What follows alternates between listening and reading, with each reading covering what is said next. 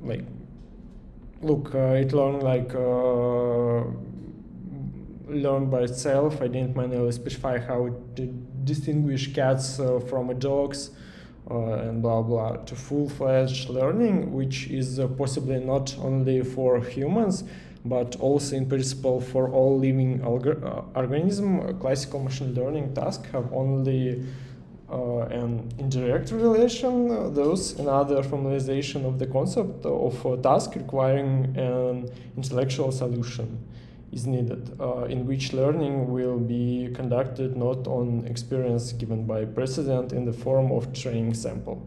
So the term reinforcement came from behavioral psychology and denotes a reward or some punishment for some resulting outcome, which depends not only on the decision made by also on external but not necessarily controllable factors. Learning here is understood as a searching for ways to achieve the desired result by trials and errors. That is, attempts to solve the task and the use of accumulated experience to improve one's strategy in the future. In today's lecture, will be given some main definitions and a formal statement of the task. By desired result, we'll further understand the maximization of some scalar quantity called reward, the intelligent entity, like maybe a system or a robot, or some algorithm making decisions will be called an agent. The agent interacts with the world or environment, which defined by a time-dependent state at any moment.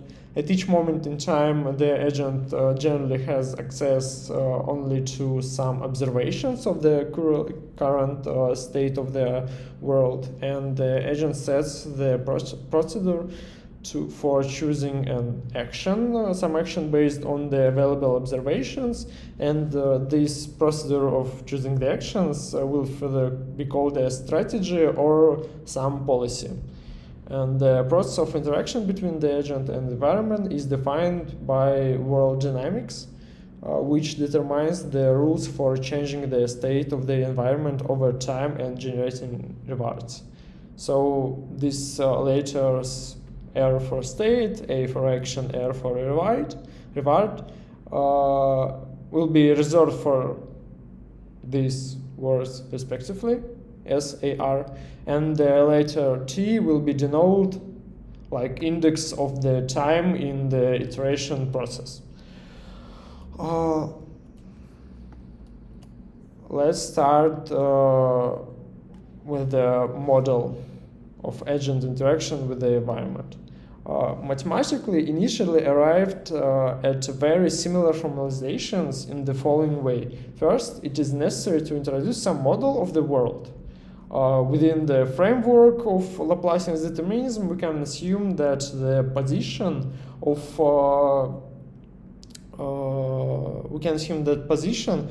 velocity and acceleration of all atoms in our world and universe define its current state, and the changes of state occurs according to some differential equations, like here.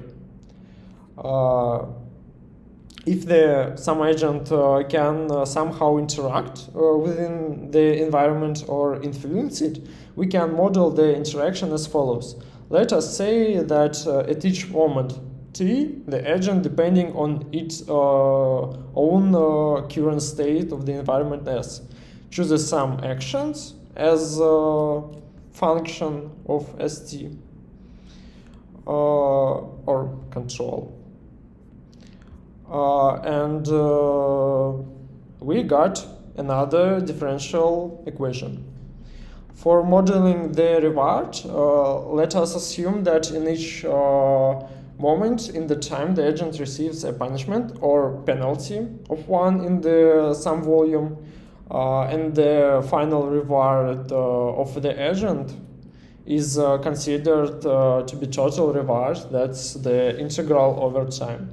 It's like difficult understanding of the problem, but it's where it started. Except for the fact that for a complete formulation, it is necessary to also set initial and final conditions. The pose problem is a general form of the optimal control problem. Yeah, that is a very interesting part of deep learning. And at the same time, let us pay attention to the assumption made by formulation of the problem. First of all, time is continuous. It's clear. Also, the world is deterministic, so we can imagine its state of in every points in times. And the world is non-stationary. So the function f, this, directly depends on our time, t. And the model of the world is assumed, here. And the world model is assumed to be known. That is, the function f is explicitly given in the formulation of the problem. Principally, the last point, the theory considers way to be analytically find optimal function a from ST for a given system of diversion equations. Drawing analogy with the problem of maximizing some, for example, differential function f to maximize by x.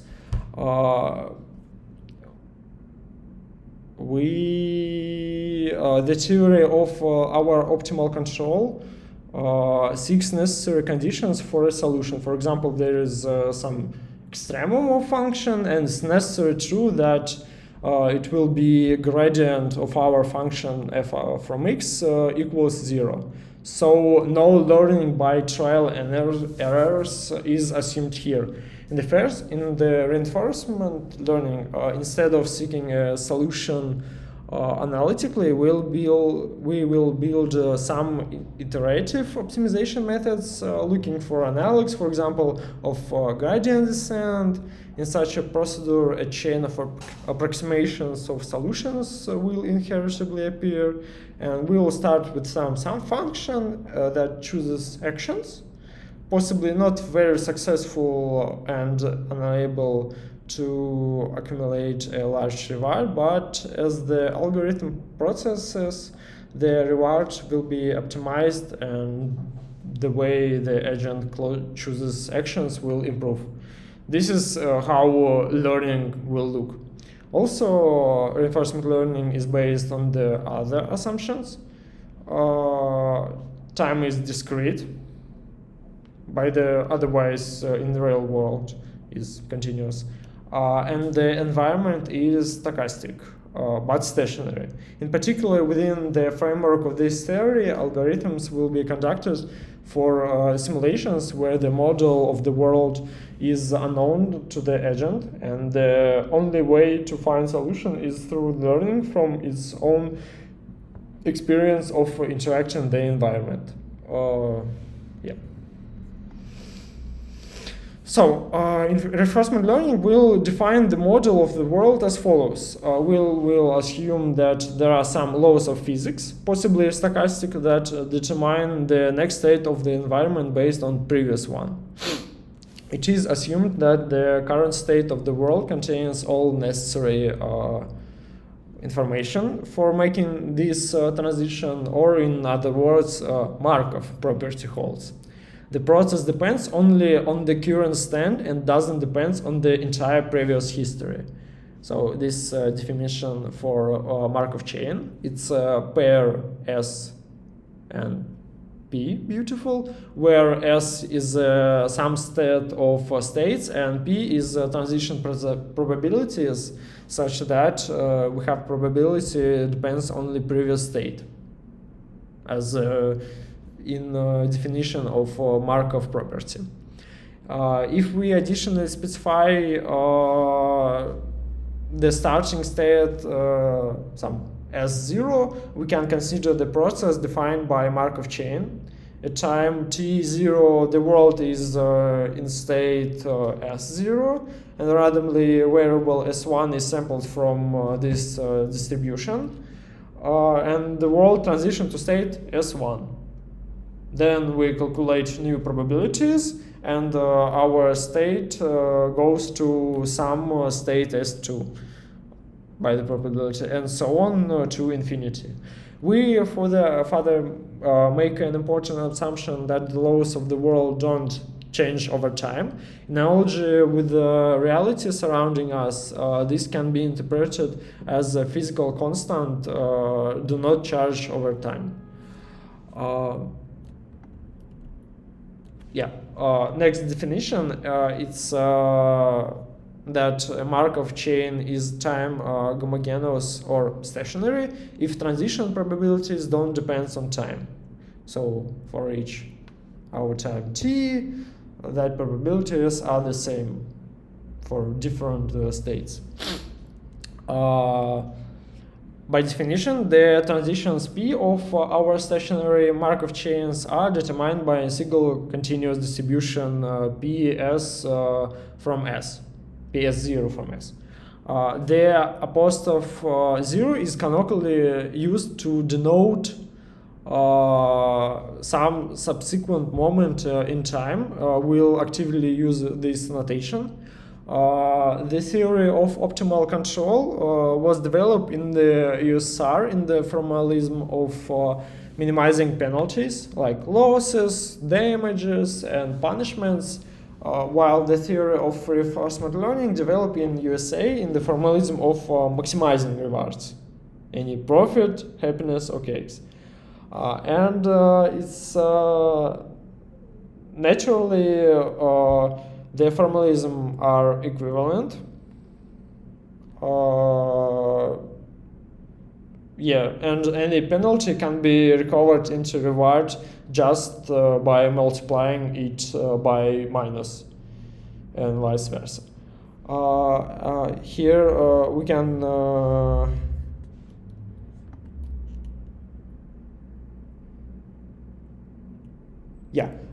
here we can see an example of finite Markov chain with a finite number of states. We can use graph representation. Like we have here some Markov chain with some probabilities to go to different states or stay on them. We can make transition matrix with all probabilities. As we can see, that is stochastic matrix because all the rows have 1 in sum. So 0.5 plus 0.5 is equals 1, 0.25 plus 0.75, and so on. Finite Markov chains with a finite number of states can be defined by using this directed graph, where edges are some transitional assigned with transitional probabilities, and the vertices are our states.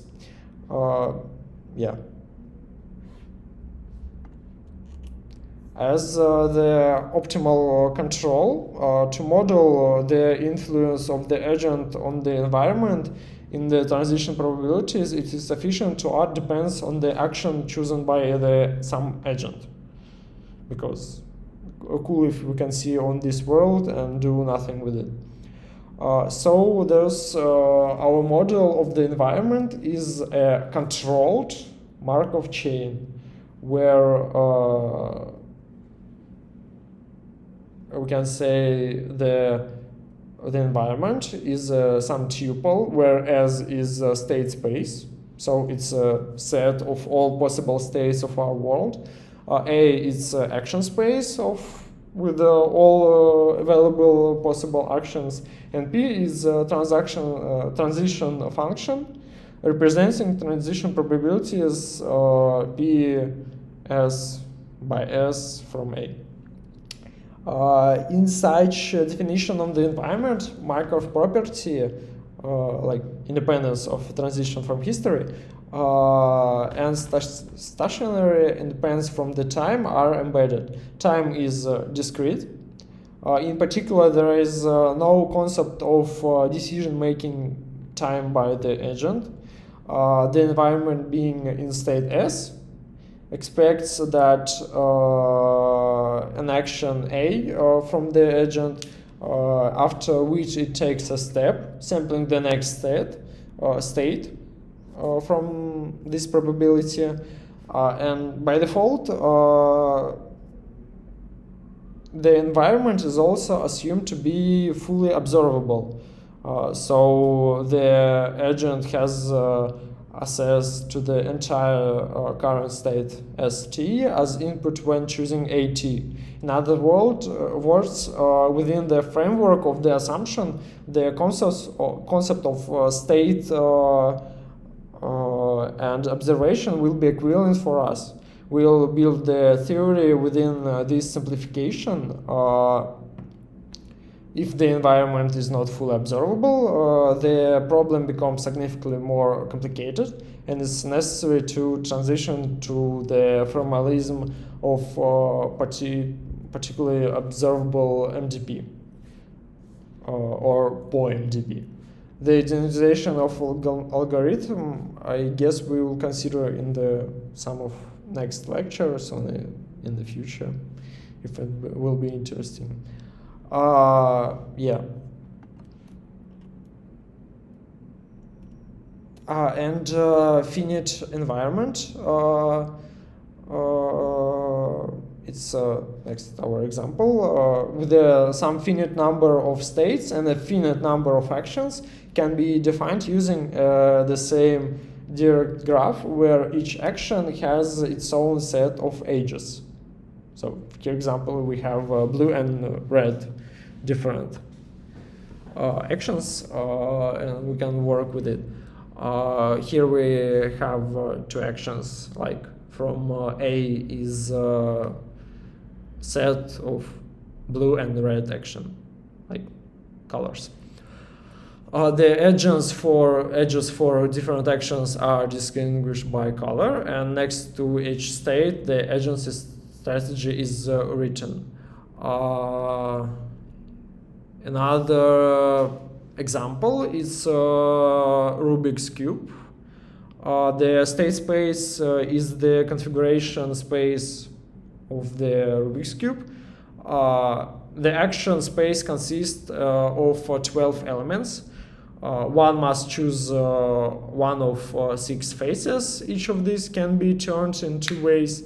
The next configuration is uniquely determined by the current configuration and the action. Accordingly, the environment of the Rubik's Cube is deterministic. So if we have some actions and starting state, we can determine any our next steps with some actions. It is defined by degenerative distributions, or which is the same regular deterministic function S prime equals FSA. Yeah. Action space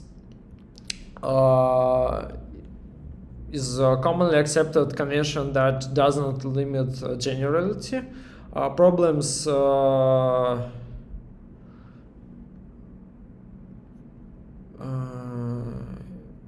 we have 2 types of action space. It's a discrete action space, it's a finite number, and continuous action space. So problems with continuous actions are called continuous control. Note that the state of actions doesn't change over time.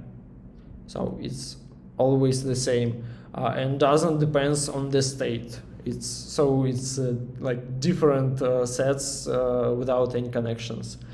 If in a practical problem it is assumed that the state of permissible actions in in various states. The laws of physics prescribe a reaction to an incorrect action. For example, a random selection of correct actions for the agent. In general, the process of agent choosing an action in the current state may be stochastic. Thus, the object of search will be the distribution over A, and we can note that the fact that it will be sufficient for us to search for a strategy in the class of stationary or time-independent strategy in general will require justifications. Another definitions is stochastic policies.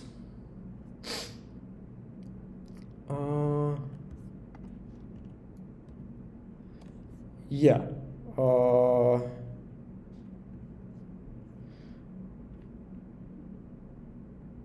Here you can see it's the set of actions. Yeah, we defined it, and the agent follows our stochastic policy.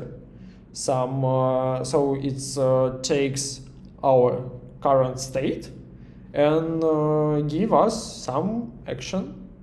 So policy is just like rule set that if we in that particular state we do blah blah blah. In another particular state of our environment we do blah blah blah too. Yeah, and else is trajectory definition. Trajectory defines like some sequence of states, action, state, action. So we took some state and we do some action. We become next state, we do next action, become next set, and so on by to infinity. Here you can see example with a stochastic trajectory. Let the state in the environment be described by a real number, some from R, and the agent has two actions, +1 and -1. The next state is determined by a function, so next state will be our current state plus A plus some epsilon from normal distribution 0, 1. Yeah, the initial state is assumed to be equal to 0. So we'll generate an example of trajectory from a random strategy.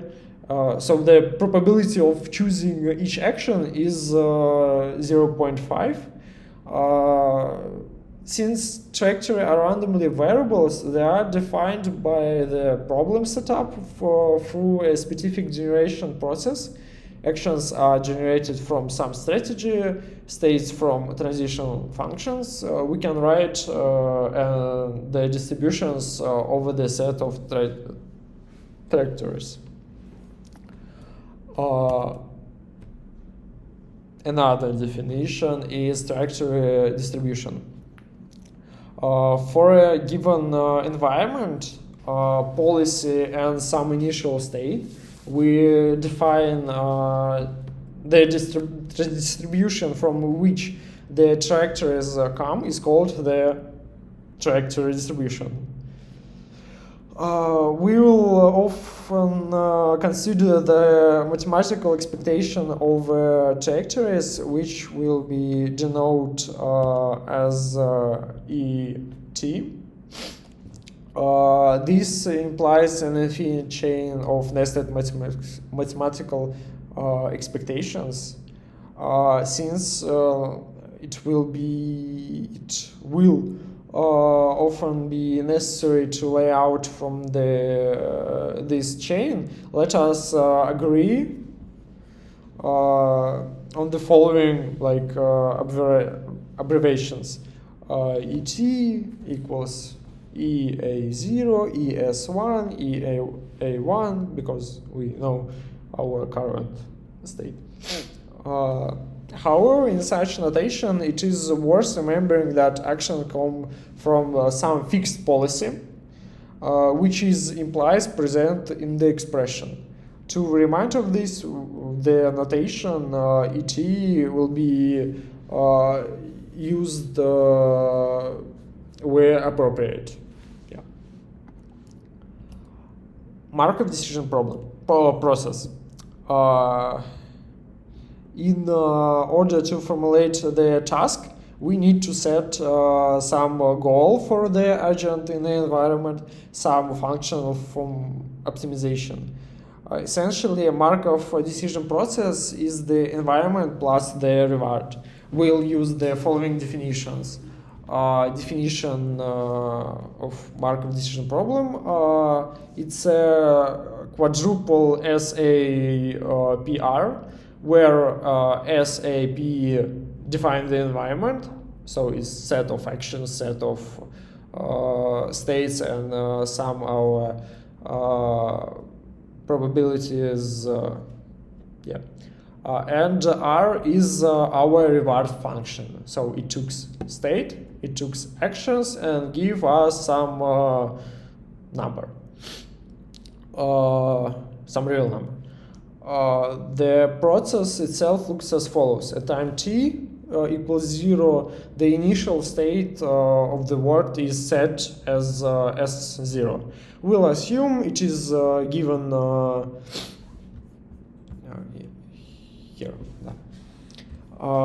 It is given some additionally unfixed. The agent observes the entire state of the wall and chooses some action A0 from our set of actions.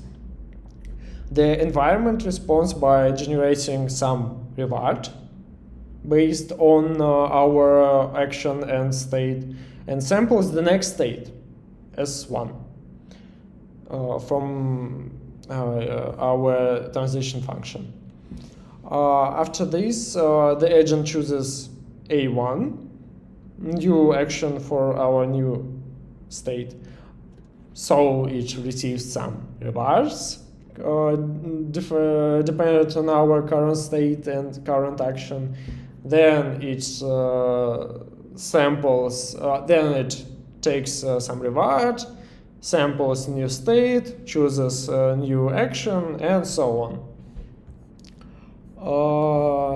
Here we can see from the environment from our previous example, let us see the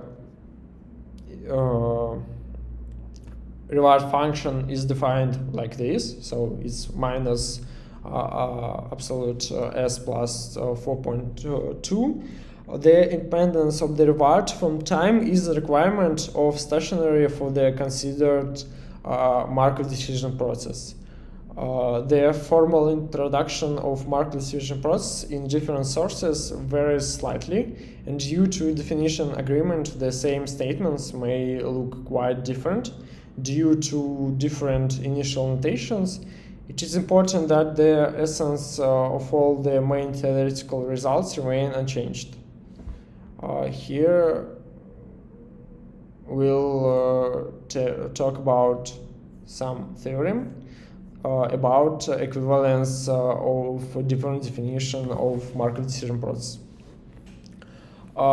First of all, the reward function depends only on the current states. Also, the reward function is stochastic. The reward function depends on the triplet, our S current state, action, and the next state. Transitions and rewards are generated by some distribution, and the initial state is stochastic.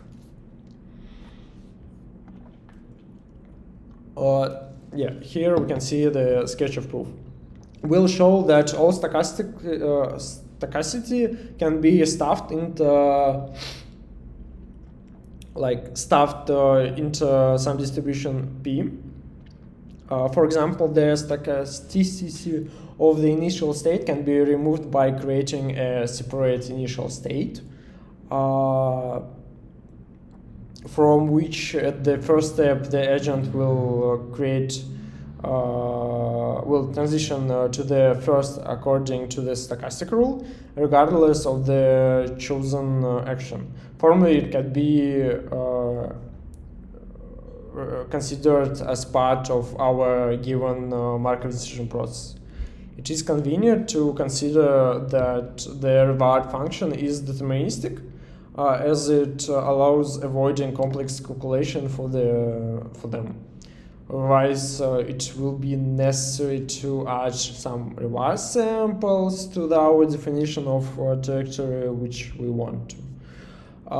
In any formalism, it is always accepted that the agent will receives the reward and only then observes the next state. Yeah. Another definition is definition of finite Markov decision process. We will call MDP finite or tabular is if the state and action space are finite. So it's less than infinite. For example,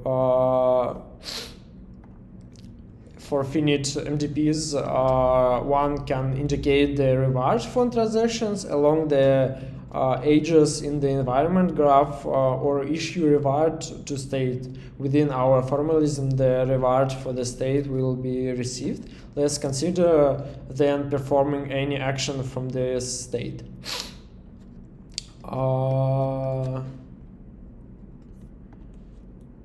Yeah. Episodically.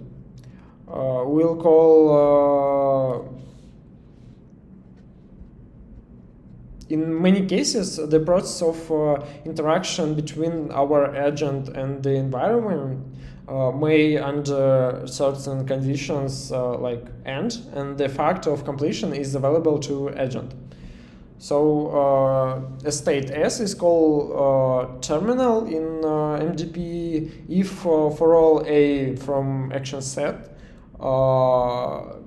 P will be equal to 1 and our reward function is 0, meaning that the agent cannot leave the state and it's just stay in the same state for all further actions. So, for example, in this example, our last state will be terminal because with the probability 1, we just stay in any action policy, stay in the same state.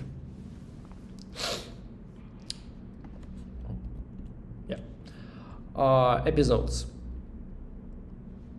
One cycle of the process from starting state to the terminal state is called one episode.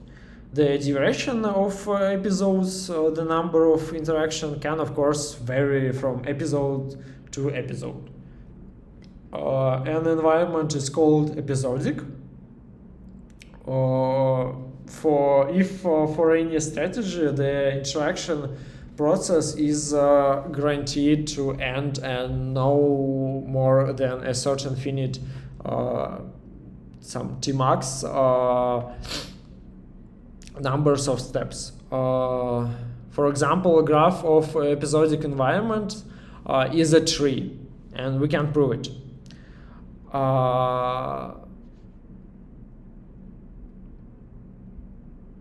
If for some state, under some combination of actions, after t steps the agent returns to our S,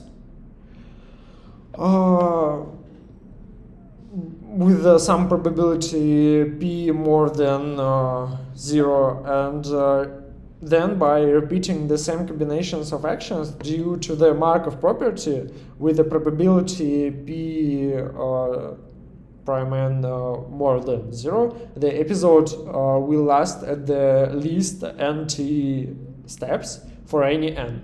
And this implies the episode could be indefinitely long, contradicting the definition of episodic environments. So, cool.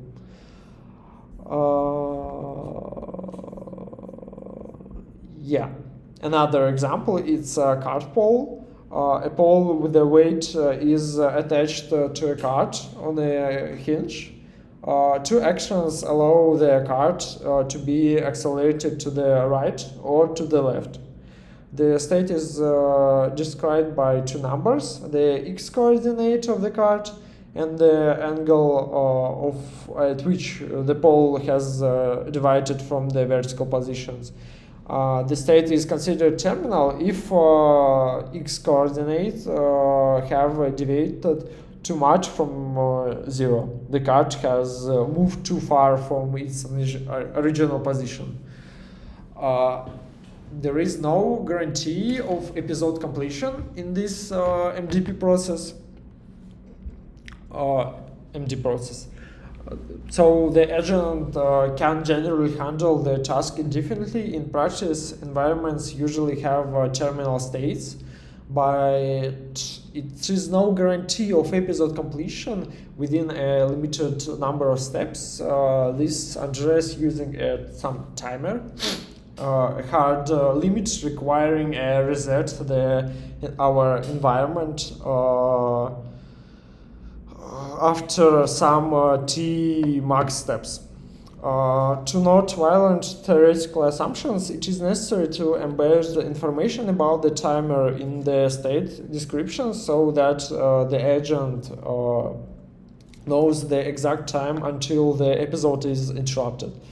Usually this is not done. In many reinforcement learning algorithms, it will be possible to use only the beginning of trajectories, considering that the episode was not completed.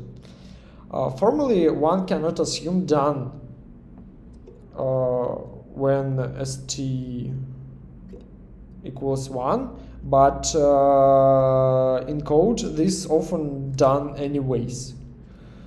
For example, for cart pole in OpenAI Gym, it's the, I guess, favorites for many RL researchers framework from, I don't clearly remember, but maybe from Meta. So it's Gym implementation. By default, after 200 steps, a done flag is issued, which is formally violated the Markov property. Yeah. So our task is to find for all RL is find some strategy that minimizes maximizes the average total reward. Formally, we are explicitly given some functional for optimizations here, where RT will be equal R from state T and action T is reward at step T. And we won't exclude from a consideration MDPs where this function can go to infinity or doesn't exist at all. First, we will introduce a constraint on the magnitude of the reward per step, implying that the environment cannot reward or punish the agent infinitely. So for all states and actions, our reward will be less than some max reward. To avoid paradoxes, this condition will not be enough. We'll introduce some discounting coefficient that traditionally we will define like gamma. So the discounted cumulative reward or total return is given just some our gamma's prime t multiplied by our reward on step t.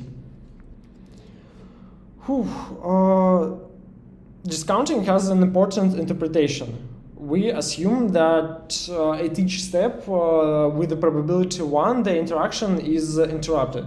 And the final result of the agent is the reward that he managed to collect before the interruption.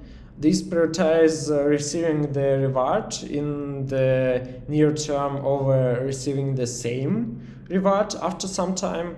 And mathematically, the meaning of discounting, firstly, is to guarantee the boundness of the optimized function is a conjunction with our requirement. This. Yeah.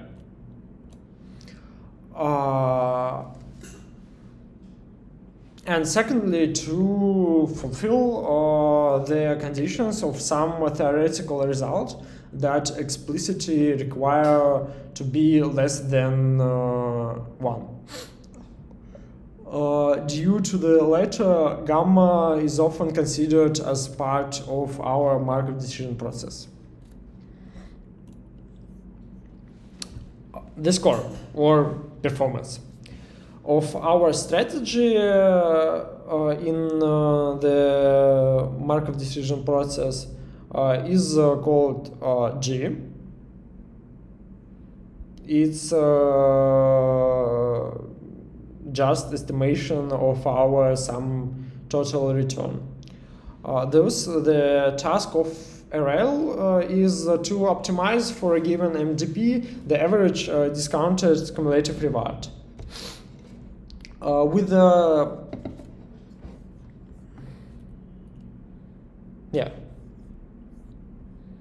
for example, we have this example.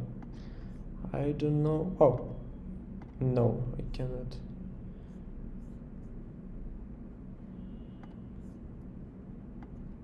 Oh, yeah, cool. For example, let's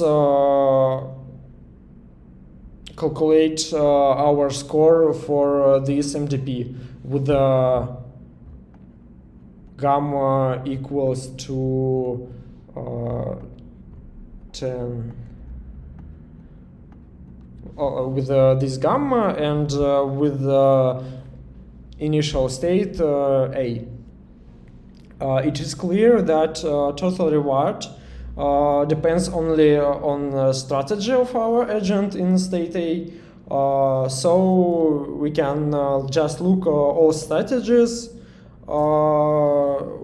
right? Like, can I? Oh, cool. So we can just write that pi will be equal some action from state red. Nope. Yep. And depends state from initial state. And we need parameter theta, which will be just from 0 to 1. Yeah, with a probability theta, agent chooses our red action. After which it will end in some state B with a probability 0.8. There, regardless of our strategy, it will start spinning and we will receive in the limit 10. So we'll have like gamma will be write gamma as G.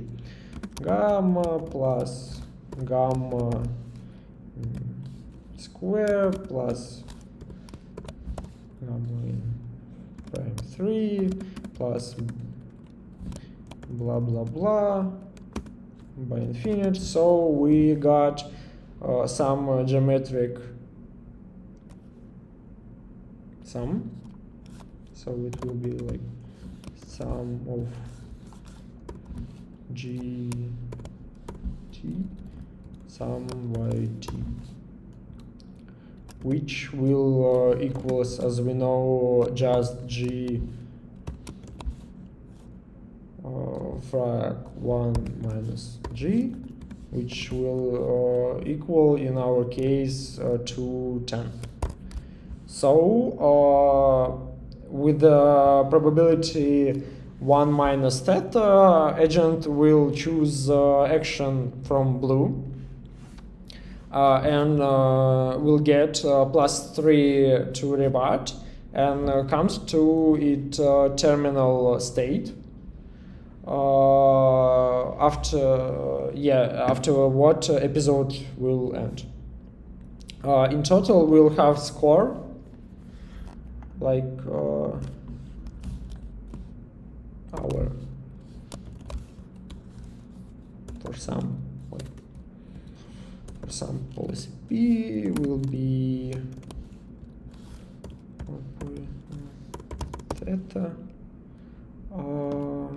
multiplied by 10 plus 1 minus theta multiplied by 3. So it will be equal to 3 plus 5 theta. Cool. So we can see that it is optimal to choose theta equal 1. So we'll only choose action red. And we can see that if we will see another gamma, we'll got another optimal strategy, in particular with gamma equals like here 50 and 90. So our score will be constant for any strategies, and optimal will be all the strategies. Oh. No, not closed. Annotate. Clear. Yeah. Super. Yeah.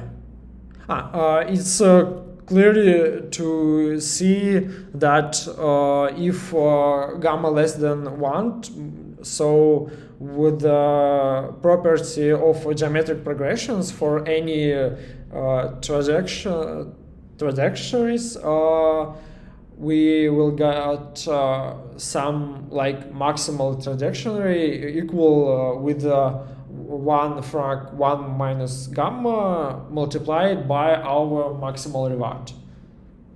It's clearly, it's very easy to prove just by using this formulation. So, RL.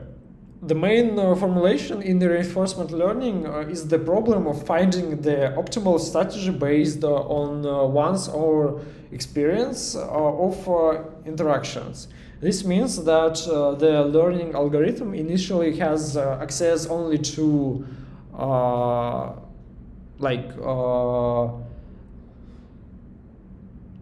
the type of action space, continuous or discrete, because some algorithms will fundamentally be able to work only with one of these two types, or the type of state space, because number of states in it, in case of finite number or finite dimensionality of our world, and the type of like cases interaction with our environment. So in other words, its ability for our algorithm, for like given from algorithm policy P, generate our trajectories from P, in other words, principally available only samples from transaction distributions. So it's here on this slide you can see how looks MDP for a beginner learning agent. So the RL algorithm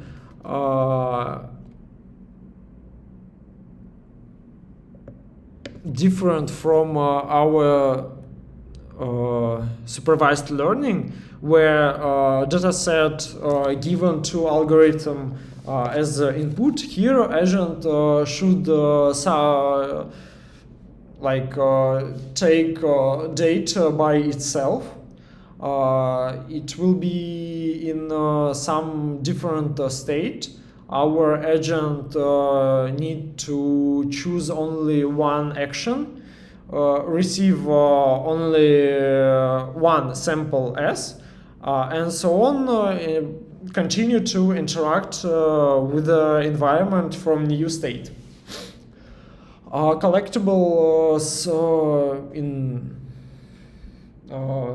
by doing these steps, data so will be all the available for our agent information for making better our strategy. We will say that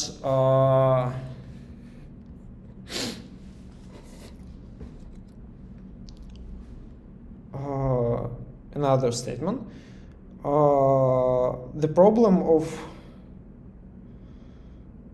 in transition is in our Markov decision process is just 5 numbers, not numbers, but 5 things. It's state, action, reward function.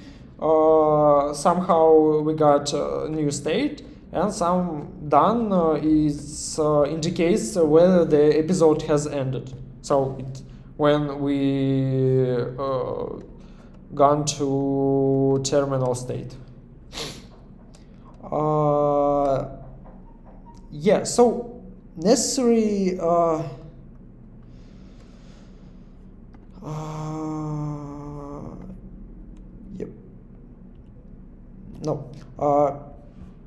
since RL still assumes that in general episodes are longer than one step, the agent will influence future states that it encounters with its actions.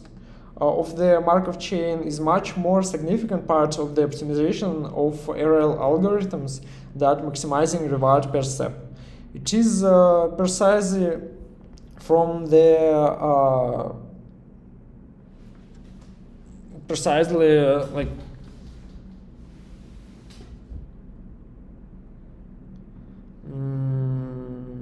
maximizing rewards per step. It's precisely from the property that most feature specific to RL arise. And often it is such task that insurmountable problem for supervised learning appears, namely that the correct answer is generally unknown to any person. We usually don't know the optimal best moves in chess and how to properly turn the robot's limbs to make it work. Yes, available help for the algorithm can be data from some expert. That is records of interactions with the environment of some strategy of different strategies. Not necessarily, generally speaking, optimal. The RL algorithm may be able to use this data in some ways or at least pre-training on it. In the simplest case, pre-training look like this. If the algorithm has a parameterized strategy P, one can clone behavior. For example, restore the function S for state from some pairs SA for all trajectories collected by some expert. This is typically like supervised learning task. And learning to reproduce the expect action. So it just tries to learn how to clone our expert algorithm. We'll discuss this type of algorithms in the future. However, if the expert is not optimal, the trained strategy is unlikely to perform any better. Here one can draw a direct analogy with the supervised learning task, where the upper bound of the algorithm's quality is determined by quality of the labeling. If the labeling is noisy and contains error, learning is unlikely to succeed. Here is important to ask the following question. What if we have data from a very poor strategy, if we have a dumb expert strategy? What can we expect to learn from it? That is, if we can only collect examples of trajectory in which the agent's behavior completely randomly, can we learn, for example, an optimal strategy from such data? It turns out, as we will see further, that due to the structure of the real task and the MDP formalism, the answer is positive. Of course, such learning will only be terribly inefficient in terms of runtime and requires volumes of data, but success will be ours. If it knows the reward function and can only another possibly significant change in the task setting is the agent's direct access to the transition function between our states and the reward function. If it knows the reward function and can at any moment during the learning process sample an arbitrary number of samples for any set of pairs SR, considering various probable versions of upcoming future and using them for a current state action choice. When using planning, its ideal simulator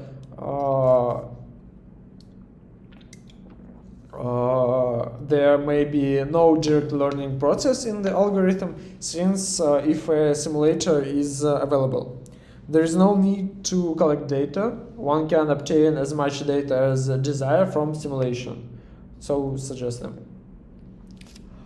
For now, yeah. So let's talk about model-free algorithm concept. I talk about it now, I guess. So simulator is just a copy of our real environment, which agent by the time of learning can just go back to different previous state.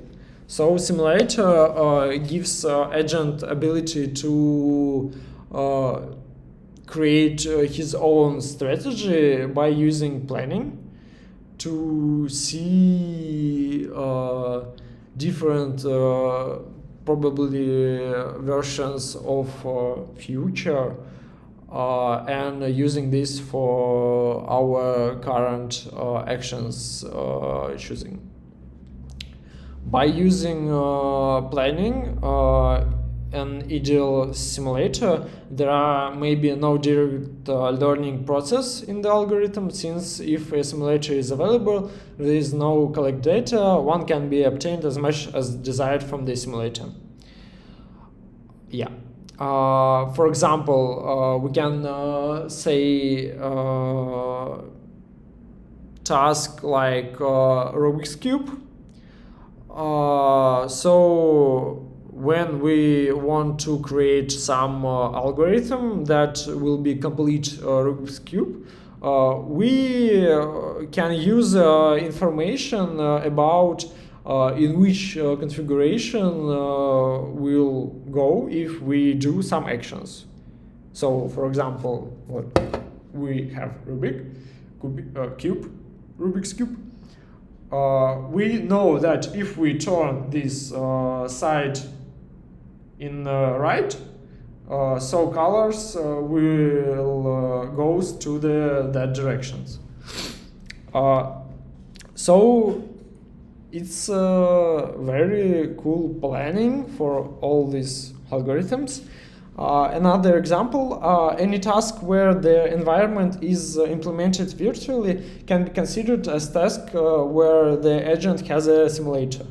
For example, if we want to train a bot in a Mario, we can say, yes, we have the source code for Mario, we can take any game simulator and see what happens for any action. In RL is assumed by default that there is no such access in video games. The dynamic of the environment is initially unknown to the agent. Okay, another example of task in which the algorithm fundamentally has no simulator is any task of real robotics. It is important that even if the environment of real robot is simulated virtually, such as a simulation of inaccurate and differs from the real world, in such situations, one can say that there is an imperfect simulator. It is worth clearing separately where the simulator is available to the real robot at the moment of decision making. Possibly the simulator is implemented on a much more computationally powerful separate system. Then it can be used during our training, but cannot be used in the final strategy. By default, it is always assumed that there is no access to the dynamics of the environments, and the only thing provided to the algorithm is environment with which it can interact. Yeah. And thus reduce the task to planning. The approximations will then, of course, be imperfect, and training such a simulator is associated with a number of other nuances. For example, in complex environments, the description of state can store a colossal amount of information, and building model that predicts the future can turn out to be computationally unmanageable and unjustifiable expensively task. One fundamental paradigm of reinforcement learning, probably as important as the end-to-end learning paradigm for deep learning, is the idea of this model-free learning.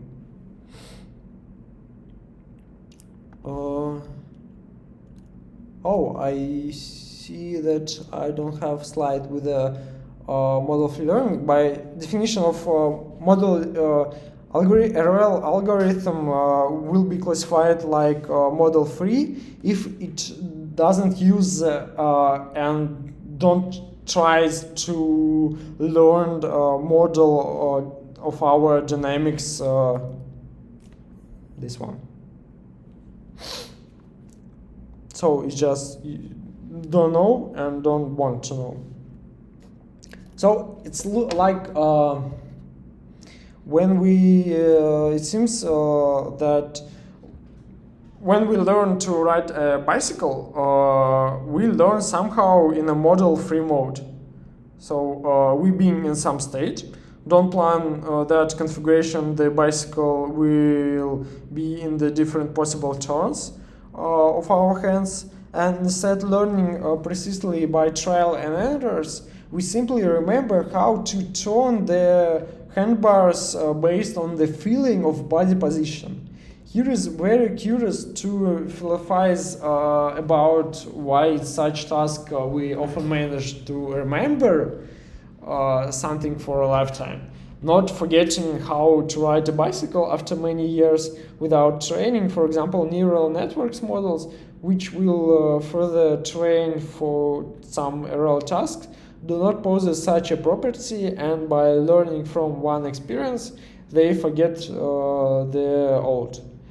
And if the RL agent is training to ride a bicycle and then trained for a long time to ride a scooter, the strategy for the bicycle is likely to break.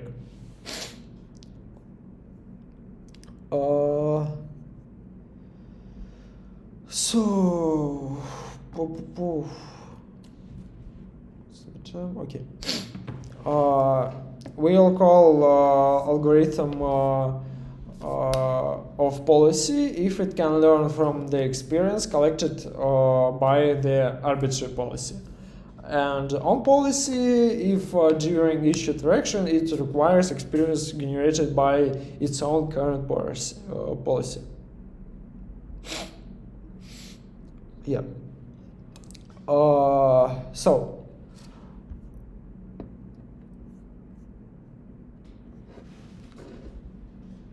Here we need some clarifications about naming of these definitions.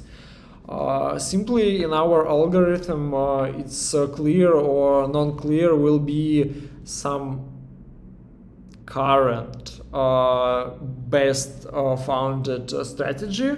So it's our goal strategy, target policy, which algorithm give us in the end of learning as a return answer. So if algorithm can make it better using some iterations and samples from another strategy like mu. So we can do of policy learning. So we learning policy not by its own. And on policy algorithm will need to shoot in environment concrete strategy that because they can be able to make it better our strategy P just by its samples from itself. So it will be connected with it, and it's significant foundation for our.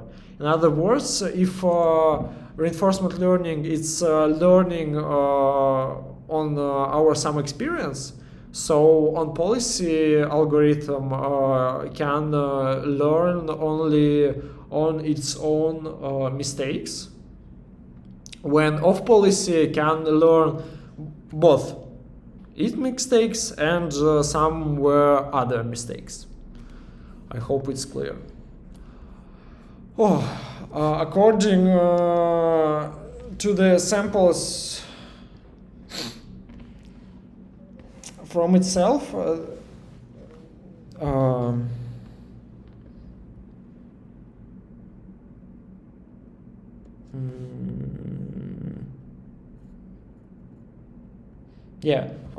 we can classify our RL algorithms in three big parts. It's meta heuristics, so that algorithms don't use the internal instructions of our interaction between our environment and the agents. Instead, it's just tries to treat the problem as like black box optimization task. And it estimates the functional values of different strategies without any formalizing for Markov decision process. Another is value-based algorithms. These algorithms implicitly obtain the optimal strategy through value function estimation, which helps to construct value-based RL methods. And policy gradient. This maximizes the objective function J by estimating gradients with respect to policy parameters, enabling optimization using estimation functions. Later in the future lectures, we'll discuss some different algorithms for continuous space of set of actions. which will be on the edge between value-based and policy gradient classes. And we'll see that they are just similar. And model-based algorithms, which learn or using the given information, given model of environment in which we can show in other different category, will be discussed. I guess not will be discussed. So we define task, we define some definitions, and we want to know how good. How good we just score our algorithms. So when evaluating algorithms, the relations of three criteria is fundamentally important. It's performance, for example, Monte Carlo estimations of our value of score, walk log time, it's the actual time taken by algorithm to achieve such a result in the full analogy with the statistical optimization methods, and sample efficiency, the number of samples or steps of interactions with the environment required by algorithms.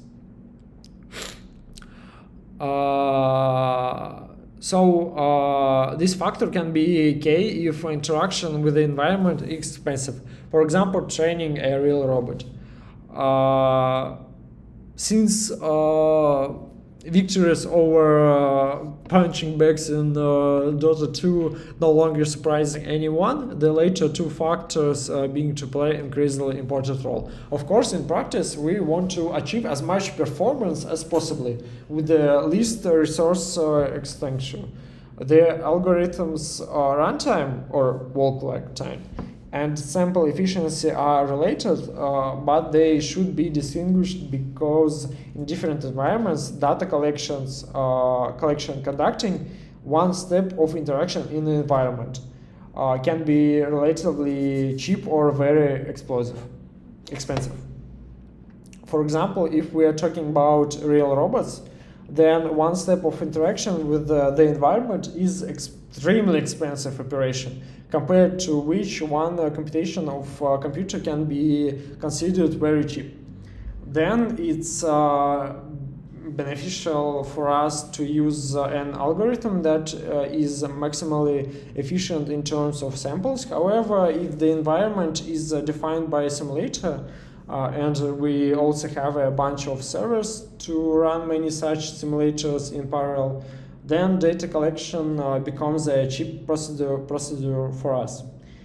In that case, it is advantageous not to chase sample efficiency and choose computationally inexperienced algorithms.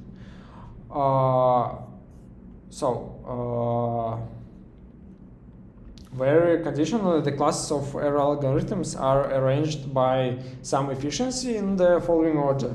The least efficient algorithms in terms of required data volumes are meta-heuristic. However, in term particularly, there will be no computations.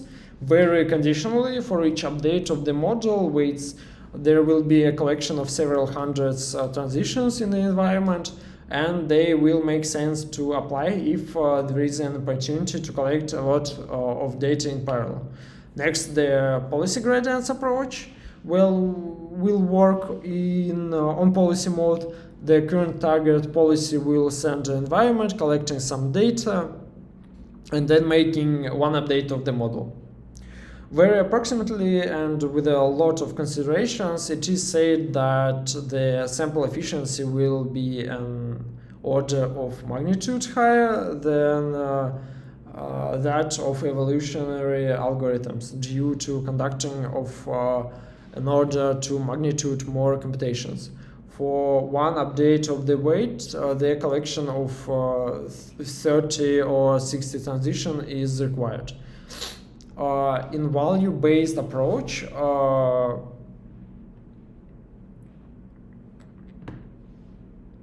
due to the off-policy mode, it will be possible to control the ratio of the number of our collected transitions to the number of wait updates. But by default, it is usually assumed that the algorithm collects one transition and conducts one interactions of training. Yeah. So those computations are again for other magnitude greater as is potentially sample efficiency. Finally, model-based algorithms are computationally very heavyweight, but because of this, one can try and achieve maximum sample efficiency. So 4 classes of algorithms can be reflected in a conductive picture, depending on the speed of environment. That is the time spent on data collection as well as the characteristic of the environment. The optimal ratio of resources to quality can be achieved in different classes of algorithms. But unfortunately, in practice, it is rarely obvious which class of algorithms will be most suitable in a specific situation. Unlike classical optimization models, there will be no discussion of stopping criterion, which is, since it is not reasonable possible to adequately check the near optimality of the current strategy due to the overly general formulation of the problem. It is like some just believed that optimizations occurs as long as computational resources are available. As a result of training, either the resulting strategy is provided of the best one and card throughout the entire process. So it's just problems in reinforcement learning.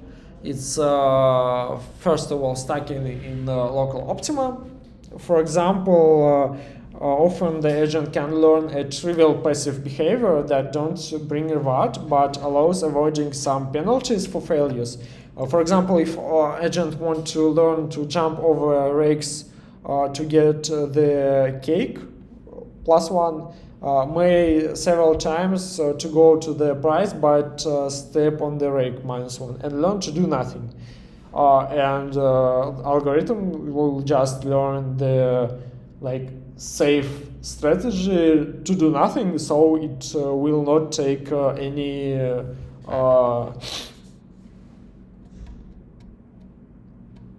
penalties. Yeah. Another is delayed signal. It's a very hard problem for reinforcement learning. So if agent do some action which create in our environment some process will be do something by itself without any further interaction from agent and end with some many steps in the future and become some reward. So for example, if we play in Atari Space Invaders, we make shoot from our ship, and the time when bullet just flies to the aliens will be some steps interactions of our world, and just then gives some reward score. Another problem is credit assignment.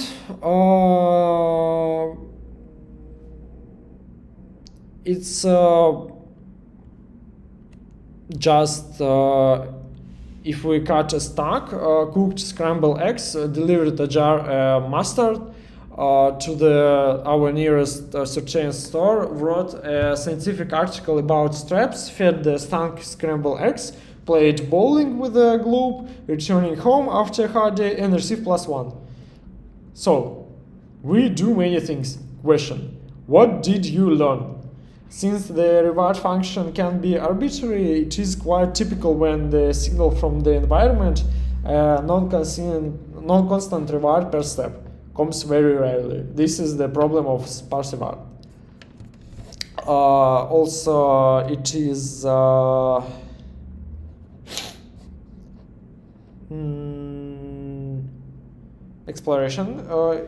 exploitation trade-off.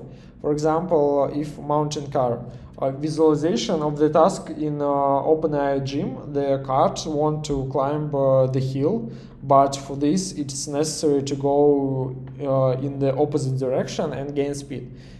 States are described by two numbers, like x coordinate of the cart and its speed. There are three actions: go right, go left, and do nothing. The reward function is equals to -y everywhere, and the agent's task is to complete the episode as quickly as possible. However, the terminal state is the top of the hill, and to reach it, one must already know how to solve the task. Finally, the problem will dedicate quite a bit to time to exploration trade-off dilemma. For now, we'll limit ourselves to just example of for relaxation. And the last one is SaferL. Its problem implies just because our algorithm need to learn something new. So in hard words, for some actions of agent with the environment, it's not needed to while just in our learning process, and in the future our algorithm just not to do nothing just like us and learn something new. It's just want to be calm and quiet. Benchmarks. Cool. For testing RL algorithms, there are several widespread benchmarks. It's exhaustive source for tests for reinforcement learning, which discrete action sparse is video games, where among other things the reward function is already set, the game score. For example, we can see at Atari games. It's a set of 57 games with a discrete action space. The observations is the screen of the video games images. The agent has up to 18 actions. In some games, actions corresponding to an active joystick, buttons, or removed by default. And the reward is the score in the game. Visualization of game from OpenAI Gym. When running an algorithm on Atari, preprocessing is usually used. In general, the MDP defines the original game is not fully observable. For example, in one its simplest games, Ponks, the current screen is not enough to understand in which direction the ball is flying. To combat this state, the last 4 frames of the game is considered like frame stake, with the sufficient for most games. So it's not learned that our state in our particular time, but for the last like 4 screens, 4 states.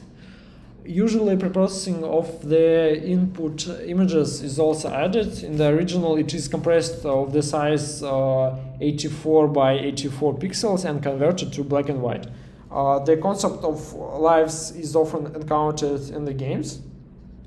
It is useful to consider that losing a life means the end of episode and to issue a down flag of algorithm at that moment. The transaction function in Atari is deterministic. Only the initial state is randomized. There are concerns that it may be lead to memorizing good factories, so the use of sticky actions in common. The currently selected action is repeated for keyframes where k determined randomly. For example, the action is repeated only 2 times, then for the next frame is scoring is toast, and so on. So for evaluating our process, we want to use the human normalized score. Let agent score to be obtained score j of our policy. For the trained agent, random score be the score of random strategy. Human score is average result of human, then human normalized score is equal to agent score minus random scores, frag human scores minus random score. So this value is averaged for all 57 games, Atari games, to obtain the quality of our algorithm. At the same time, according to the benchmark condition, the algorithm must run on all our 57 games at the same settings and hyperparameters.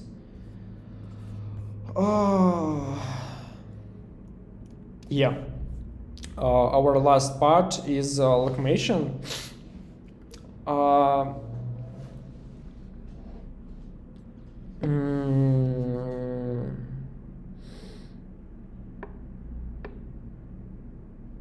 So it's just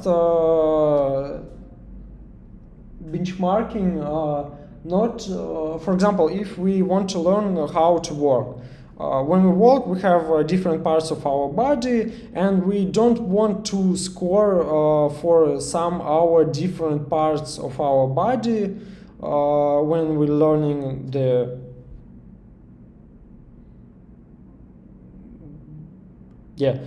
we want to take average score for all our parts, and depending which part is more weighted, so it's just different weighted sums. Yeah, and I think that's the end of our lecture. In the future lectures, we'll talk about some algorithms and some RL algorithms that use for pertaining our model and fine-tuning. Yeah, thank you very much.